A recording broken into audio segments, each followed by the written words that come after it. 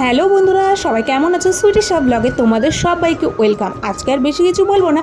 বাপের বাড়িতে অনেক দিন থাকার পর এবার কিন্তু শ্বশুরবাড়ি যাবার পালা। তো প্রথমেই আমি কিন্তু বাসে উঠে পড়েছি, আর বাসে উঠে মিনিমাম কিন্তু যেতে প্রায় লাগবে আধ ঘন্টা। তারপর আমি নেমে পড়েছি রায়গঞ্জ রেল স্টেশনে।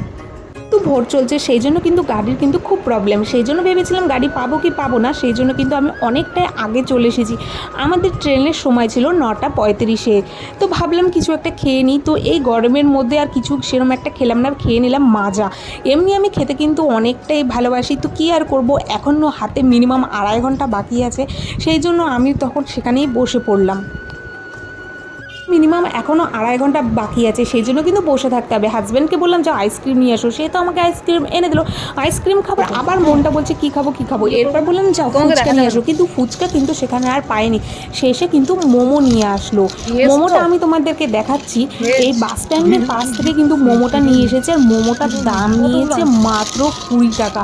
মোমোর দাম শুনে আমি তো পুরো অবাক হয়ে গেছি। আমাদের কলকাতাতে মোমোর দাম মিনিমাম লাস্ট থেকে শুরু করলে 40 টাকা থেকে কিন্তু শুরু, কিন্তু এখানে 20 টাকার থেকেই যে মোমো পাওয়া যায় আমার কিন্তু জানা ছিল না।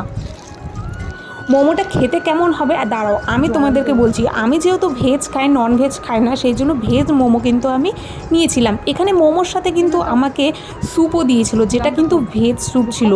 সত্যি 20 টাকায় যে আমি এত সুন্দর মোমো রায়গঞ্জের মধ্যে পাবো আমি কিন্তু কোনোদিনই ভাবতে পারিনি। আর সত্যি স্যুপটাও কিন্তু খুবই ভালো ছিল, আর মোমোটাও কিন্তু খুবই ভালো ছিল।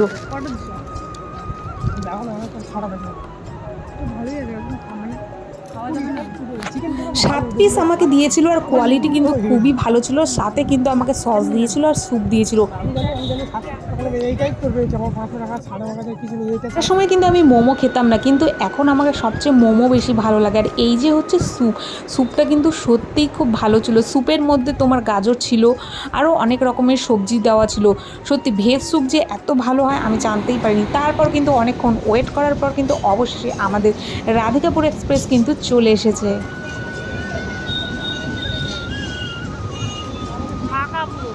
আমাদের সিট তো ছিল S7-এ, সেই জন্য কিন্তু আমরা দাঁড়িয়েছিলাম। এরপর কিন্তু আমরা S7-এর দিকে কিন্তু চলে যাব। একটা জিনিস লক্ষ্য করেছি, ট্রেন আসতে আসতে যে মানুষ এত তাড়াহুড়ো করে। আরে বাবা, এখনও তো 10 মিনিট বাকি আছে। ট্রেনে কিন্তু ওঠার জন্য কিন্তু সময়টা কিন্তু অবশ্যই দেয়, কিন্তু তাও মানুষ এত তাড়াহুড়ো করে। আমি অনেক ট্রেনে উঠেছি, কিন্তু আমাকে এই রাধিকাপুর এক্সপ্রেসই আমার ভালো লাগে। জানি না কার কেমন লাগে, তবে আমার কিন্তু এই রাধিকাপুর এক্সপ্রেস সবচেয়ে বেশি ভালো লাগে। চলো, এরপর তো আমাদের S7 কিন্তু চলে এসেছে। একে একে কিন্তু আমরা সবাই কিন্তু S7-এ কিন্তু উঠে পড়লাম। ট্রেনে তো উঠে পড়েছি, কিন্তু সবচেয়ে কষ্টের বিষয় হচ্ছে যে একটা সিটে আমাদের দুজনকে যেতে হবে। মানে এর আগে তো কোনো দিন একটা সিটে দুজন যায়নি, তবে আজকে কিন্তু একটা সিটে দুজন যাবে। জানি না অভিজ্ঞতা কেমন হবে, তবে একদমই বাজে অভিজ্ঞতা হবে আমি জানি, কারণ গোটা রাতে কিন্তু ঘুমাতে পারবো না। আর এটার নাম তোমরা চেনো? হ্যাঁ, অনেকেই জানি চেনো। তো আমার কিন্তু এটা খেতে কিন্তু খুবই ভালো লাগে। তো হাজব্যান্ড কিন্তু আমাকে এটা এনে দিয়েছিল। রায়গঞ্জকে তো টাটা বাই বাই বলে কলকাতায় যেতে হবে, কিছু করার নাই। তবে রায়গঞ্জ কিন্তু আমার সবচেয়ে প্রিয় জায়গা, তো কিছু করার নাই, যেতেই হবে। প্রত্যেকবার কিন্তু আমি এসিতেই আসি, কিন্তু এবার কিন্তু যেহেতু টিকিটের প্রবলেম হচ্ছিলো, সেই জন্য কিন্তু নর্মালেই যেতে হচ্ছে। তো এখন বাজে রাত্রি 11টা। মা খাবারের জন্য দিয়েছিল আমাকে খিচুড়ি আর তরকারি, আর হাজব্যান্ডের জন্য দিয়েছিল চিকেন। আমি তো চিকেন খাই না, আমি হচ্ছে ভেজ, সেই জন্য আমার জন্য খিচুড়ি আর তরকারি, আর এনার জন্য এই যে চিকেন। আমি একটা জিনিস লক্ষ্য করছি, রায়গঞ্জ থেকে কলকাতায় যাওয়ার সময় কিন্তু সেরকম একটা খাবার কিন্তু উঠতে দেখি না, কিন্তু কলকাতা থেকে আসার সময় রায়গঞ্জে এত খাবার উঠে, মানে অগুন্তি, কিন্তু জানি না কী কারণে। আরে এই যে দেখো, সকাল এখন বাজে 5টা, ভোর 5টা, মানে হাওড়া ব্রিজের ওপর দিয়ে যাচ্ছি, এত সুন্দর লাগছিল। আবহাওয়াটা সত্যি খুবই সুন্দর। এমনিতে তো কলকাতাতে তো প্রচণ্ড গরম। তো যাই হোক, ফাইনালি কিন্তু আমরা কিন্তু চলেই এসেছি প্রায়। তবে এখনও কিন্তু স্টেশন আসতে মিনিমাম 1 ঘন্টা টাইম লাগবে। একটা সিটে দুজনের জন্য কিন্তু একটুকু ঘুম হয়নি, তবে আমি কিন্তু একটু ঘুমিয়েছিলাম, হাজব্যান্ড কিন্তু একদমই ঘুমায়নি।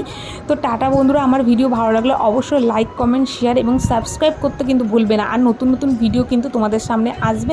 তো ততক্ষণের জন্য টাটা।